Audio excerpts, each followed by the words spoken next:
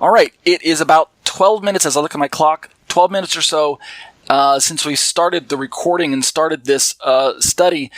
Since we're going to be talking about Pentecost, and the show is, like I said, it's tentatively titled Shavu'ot, Pentecost, the giving of the Spirit and the Word, or something like that. I haven't decided on what my title is, but by the time this recording goes out over YouTube, I'll probably have something decided on.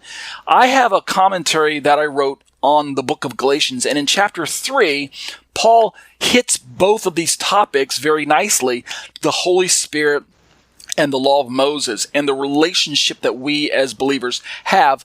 He doesn't go into great detail, but there's enough information that I was able to latch onto that and write a commentary and share my comments. And this is one of the most popular comments that I get on my YouTube videos, and by way of email, and by way of comments and interaction with people out there. They're always asking, what is my opinion, or how do we Messianics interact with the book of Galatians, the giving of the law, now that Jesus has come, the presence of the Holy Spirit and power of the Holy Spirit in our life. Do we walk by the law, or do we walk by the Spirit? There are other passages I could have chosen. Romans chapter 8 is another one I'm thinking off the top of my head.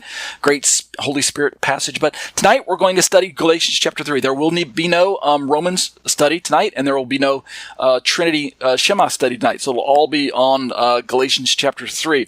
And then I won't forget to read our liturgy. As we're getting closer to the end of the show, I'll find a stopping point, and we'll read through our liturgy, and then we'll probably still watch the short little video for tonight as well. All right, without further ado, let's just jump right into the study. Let me first read the first 10 verses of Galatians chapter 3 so you can understand the context of where I'm going to be going with this study tonight. Galatians chapter 3, what I've got pulled up on my screen right now is BibleHub.com, and this gives me access to the ESV version over on the left side of the screen, and the Greek Study Bible over on the right side of the screen in case I want to look up something, and that's SBLGNT version of the Greek. All right, and I'm not going to be reading the Greek of Galatians, unless there are parts that I need to highlight, then I will. So let's just read this. Galatians chapter 3, starting in verse 1. O foolish Galatians, who has bewitched you? It was before your eyes that Jesus Christ was publicly portrayed as crucified. Verse 2. Let me ask you only this. Did you receive the Spirit by works of the law, or by hearing with faith? Notice right away, Paul brings up two topics: the Spirit and the law. And that's why I think I'll title the show Shavu'ot, Pentecost. The Spirit and the law, something like that. As I mentioned in my opening prayer, Shavuot is the celebration of the outpoured Spirit. And there's no mistake about that timing because Luke records that for us in the book of Acts chapter 2.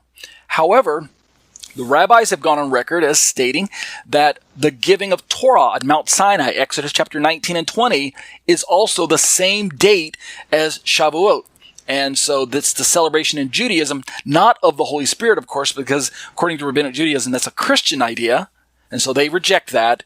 Instead, they celebrate on Pentecost the giving of the law. Matan Torah is what we say in Hebrew circles, the gift of Torah, Matan Torah. And so it's interesting that Paul talks about these two topics. Did you receive the Spirit by works of the law, or by hearing with faith? Tutam naman thelo mathen af humon ex ergo namu to pneuma elabete e ex aqueis pistios. And the phrase that jumps off the page for me when I'm looking at the English and the Greek is, let me see if I can highlight it there, ex ergo namu, which is out of or by the works of the law, which is a phrase that receives a lot of mileage in Christian circles. Judaism isn't really talking so much about it these days, but Christianity really, their ears really perk up when you start talking about works of the law and the Holy Spirit. And what does this phrase mean? So we're going to look at some of those technicalities tonight. Let's keep reading just through the passage, though. Are you so foolish? Verse 3, Paul says, having begun by the Spirit, are you now being perfected by the flesh? Verse 4, did you suffer so many things in vain, if indeed it was in vain? Verse 5, does he who supplies the Spirit to you and works miracles among you do so by works of the law? There's our ergo namu again. By works of the law, or by hearing with faith? Again, he's got Spirit and law in his mind, in his purview, when he's writing these, putting these passages together.